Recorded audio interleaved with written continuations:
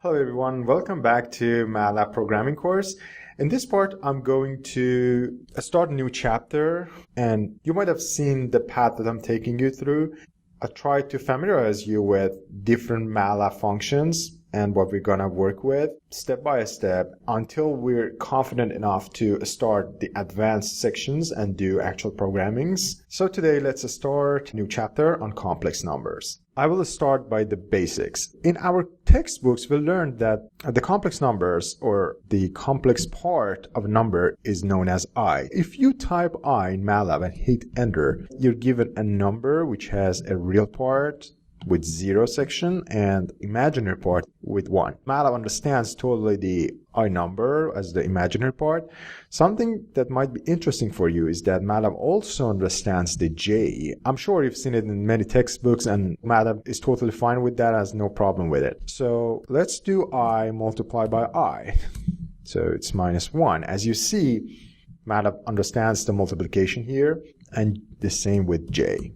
With that said, we're now totally fine to deal with complex numbers because we know how to define the imaginary parts. We have already learned how to deal with logarithmic, the sine, cosine, radians, degrees, and stuff like that. But today we learn how to deal with the complex numbers. And this part, with this knowledge, we're now able to deal with a much bigger sort of data and analysis, and there comes a lot of functions which are designed for dealing with complex calculations, and with that we're ready to learn those as well. The way that we're going to define the complex numbers, a complete complex number, is we can do 2 minus 1i. Okay, 2 minus I. It's a totally fine number. It has a 2 as real and 1 as imaginary. And also we can do 2 multiplied by I. Okay, this is a multiplication, so it adds to it. And we also can do I minus 5i. And if you pay attention, I did some calculations which are not normally what Matlab does, and I explain why. Let me do it this way. If I say, let's define a variable, x equals to 1, the value of x, and if I say 2x, you see that Matlab gives me an error. And the reason is 2x is not known for Matlab. The Matlab is not the normal way that Matlab interprets the data as input. So in order to do that, I have to type it like this, 2x. 2 multiplication sign and x. If I do that, then Matlab understands it completely. The reason being is I is just introduced to Matlab as a separate identity. So if I say 2i, Matlab's totally fine with that. Minus 5i, the same thing. With that said, let's proceed to complex numbers algebra. So I can do 1 minus 4i. Let me put it in parentheses to make it more clear what I'm going to do.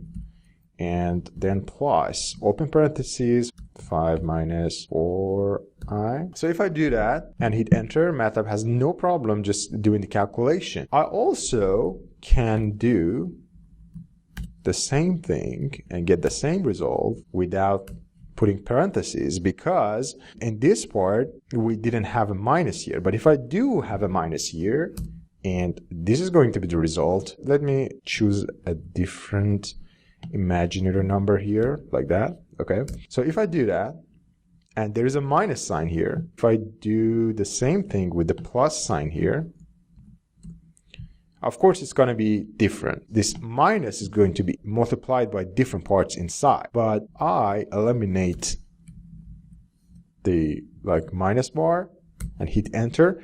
It is also going to be different. The reason being is now this minus only multiplies to the real part and not to the imaginary part.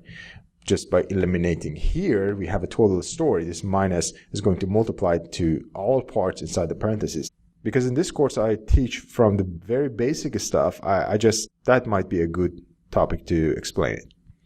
With that said, we are now confident to do the algebraic operations on complex numbers. So let me define 7i. Let me put it in parentheses to make it more clear. And let's do plus 8 plus 7i. Okay, so if I do that, the MATLAB is totally confident calculating the result. I also can eliminate the parentheses here, and MATLAB has no problem with that. And we kind of get the same result because it was just a plus sign between. But if it is a minus sign, we get this result. But if you eliminate the parentheses,